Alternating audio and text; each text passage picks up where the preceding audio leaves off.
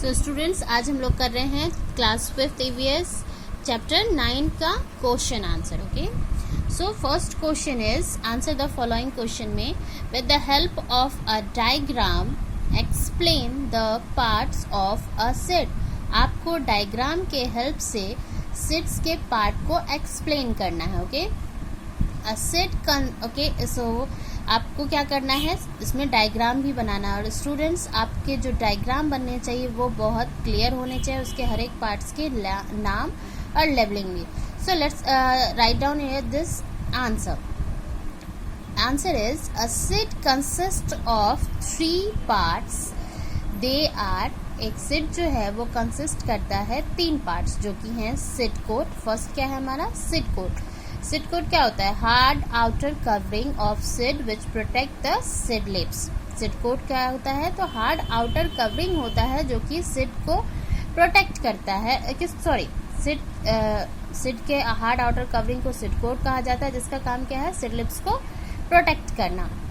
Next है cotyledons. It provide food to the baby plant and also protect it. ये baby plant को food provide करता है और साथ ही साथ उसको प्रोटेक्ट भी करता है. Embryo, a baby plant inside the seed which forms a seedling in favourable condition. एक बेबी प्लांट जो कि सीड के अंदर रहता है, जो चेंज हो जाता है सीडलिंग में फेवरेबल कंडीशन आने पे, उसे हम लोग कहते हैं embryo. I repeat again your answer, students. A seed consists of 3 parts. They are, first is seed coat, hard outer covering of seed which protects the seed leaves. Next is cotyledons. It provides food to the baby plant and also protect it. Third is embryo, a baby plant inside the seed which forms a seedling in favorable condition. Okay, and this is the diagram of seed, जिसे हम लोग लिखेंगे structure of seed. ये जो मैंने आपको यहाँ पे देखिए, ये ग्रीन कलर का और यहाँ जो आपको दिख रहा है ये क्या है, हमारा एम्ब्रियो. और जब भी आप डायग्राम बनाएंगे ऑलवेज जो है वो लेवलिंग आप एक लाइन में करेंगे, साथ ही साथ left side of the picture.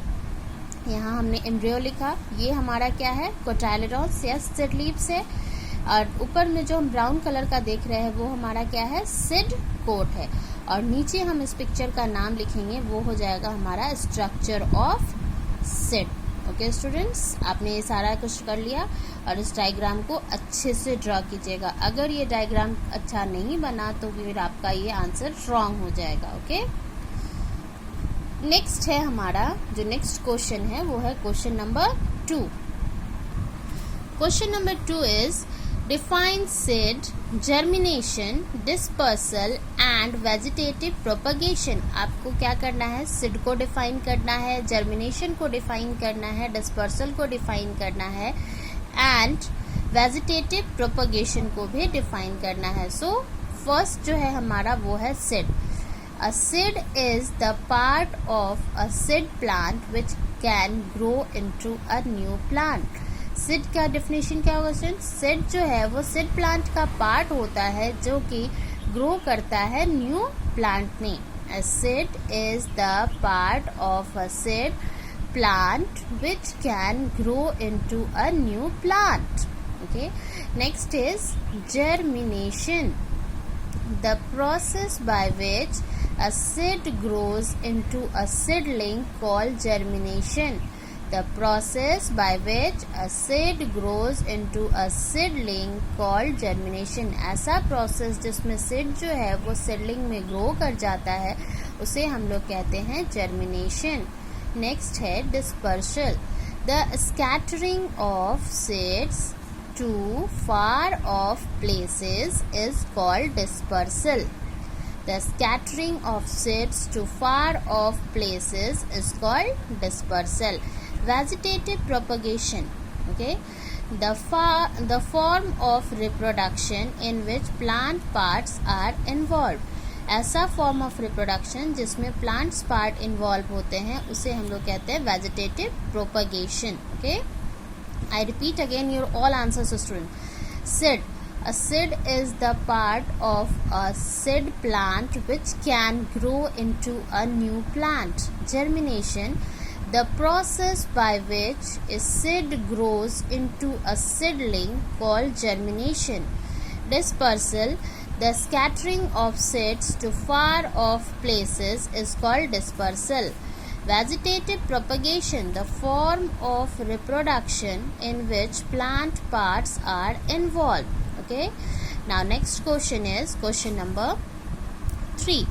Write the 3 different ways in which plants can reproduce. आपको 3 different ways बताने हैं जिसमें plant reproduce कर सकते हैं.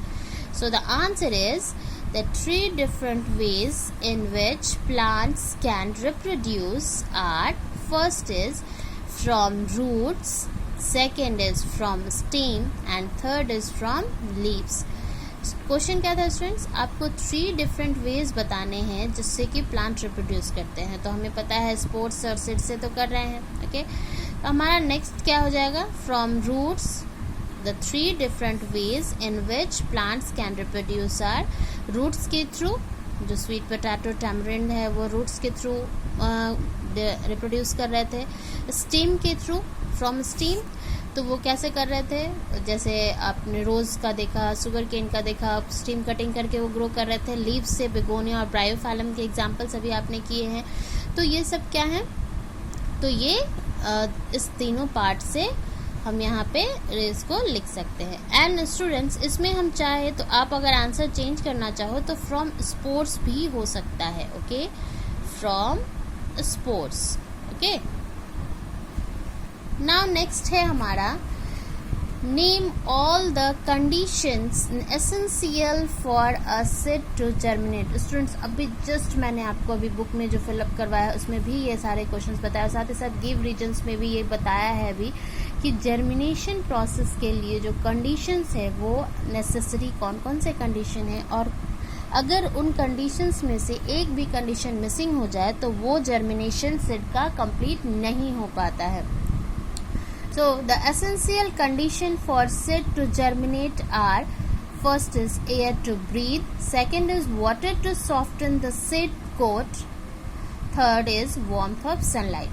ये तीनों कंडीशंस जो है स्टूडेंट्स आपको हमेशा याद रखना है कि जो जर्मिनेशन के लिए 3 इम्पॉर्टेंट कंडीशंस हैं वो हैं: सांस लेने के लिए क्या चाहिए, हवा की ज़रूरत होती है, एयर टू ब्रीथ. जो सीड कोट होता है, जो आउटर कवरिंग है वो हार्ड होता है, तो उसके अंदर एयर जाने के लिए, वाटर जाने के लिए, तो उसको क्या करना पड़ता है, वाटर में जब हम डालेंगे तो उसका सीड कोट जो है वो सॉफ्ट हो जाता है, जिसके कारण वो खुल जाता है. Third is warmth of sunlight. Next जो है वार्मथ ऑफ सनलाइट यानी सूरज की गर्मी. ये तीनों जो है वो एसेंशियल कंडीशंस हैं जर्मिनेशन के लिए. सो आई होप आप लोगों ने सारा लिख लिया है अच्छे से क्लियरली, और क्वेश्चंस भी अच्छे से समझ लिया स्टूडेंट्स. तो आप लोग रिमेंबर करना स्टार्ट कर दीजिए, और आपको अगर क्वेश्चंस अच्छे से समझ में आते हैं तभी आप उसे ईजिली याद रख सकते हैं. क्वेश्चंस को समझ के याद कीजिए स्टूडेंट्स, उसे सिर्फ रटिए मत. ओके, जो भी क्वेश्चंस आपके सामने आते हैं उसको समझने की कोशिश कीजिए, उसे रटा मत कीजिए.